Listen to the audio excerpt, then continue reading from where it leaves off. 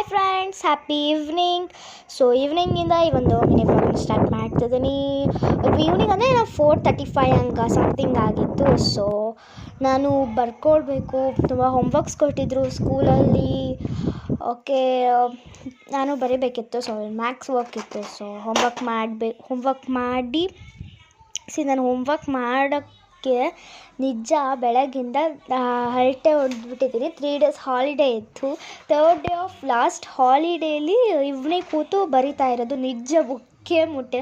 ಮತ್ತು ನೀವು ಕನ್ಫ್ಯೂಸ್ ಆಗಬೇಡಿ, ಲೆಫ್ಟ್ ಹ್ಯಾಂಡಲ್ಲಿ ಬರೀತಿಲ್ಲ ನಾನು, ರೈಟ್ ಹ್ಯಾಂಡು. ಕ್ಯಾಮ್ರಾ ಅದು ಇದಾಗಿರೋದ್ರಿಂದ ಕಾಣಿಸ್ತಿದೆ ಅಷ್ಟೇ ನಿಮಗೆ.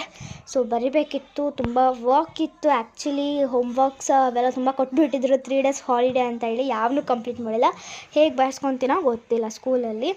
ಸೊ ವರ್ಕ್ ಮಾಡ್ತಾ ಹಾಗೆ ಕೂತಿದ್ದೆ. ಮ್ಯಾಥ್ಸ್ ಬರೀಬೇಕಿತ್ತು. ನಿಜ ಲಿಟ್ರಲಿ ಅಷ್ಟು ವರ್ಕಿಲ್ಲ, ಬಟ್ ನಾನು ಹರಟೆ ಹೊಟ್ಬಿಟ್ಟಿದ್ದೀನಿ. ಏನು ಜಾಸ್ತಿ ಹೋಮ್ವರ್ಕ್ ಕೊಡ್ತಾರೆ ಬಿಡು ಅಂತ ಹೇಳಿ. ಮ್ಯಾಥ್ಸ್ ಇದು ಇತ್ತು, ಜಿಯೋಮೆಟ್ರಿ ನೋಟ್ಸು. ಸೊ ಬರೀತಾ ಇದ್ದೆ. ಮನೇಲೂ ಯಾರೂ ಇದ್ದಿದ್ದಿಲ್ಲ. ನಿಮ್ಮ ಹಾಲಿಡೇಸ್ನ ನೀವು ಹೇಗೆ ಎಂಜಾಯ್ ಮಾಡಿದ್ರಿ ಕಮೆಂಟ್ ಮಾಡಿ. ಬರಿತಾ ಇದ್ದೀನಿ.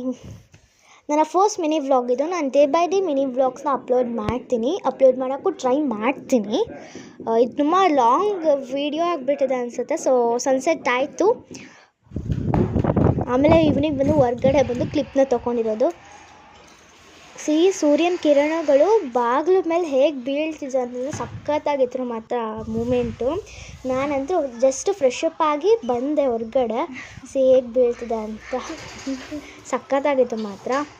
ಅದಾದಮೇಲೆ ನೈಟ್ ಊಟಕ್ಕೆ ಅನ್ನ ಮುದ್ದೆ ಊಟ ಮಾಡಿ ಮಲ್ಕೋಬೇಕು. ಮುದ್ದೆ ಊಟ ಮಾಡ್ತಿದ್ದೆ. ಇದು ಕೂಡ ಕನ್ಫ್ಯೂಸ್ ಆಗಬೇಡಿ, ಲೆಫ್ಟ್ ಹ್ಯಾಂಡಿಂದ ಊಟ ಮಾಡ್ತಿಲ್ಲ ನಾನು. ಅಮ್ಮ ಬೆಂಡೆಕಾಯಿ ಹಾಗಲಕಾಯಿ ಪಲ್ಯ ಮಾಡಿದರು.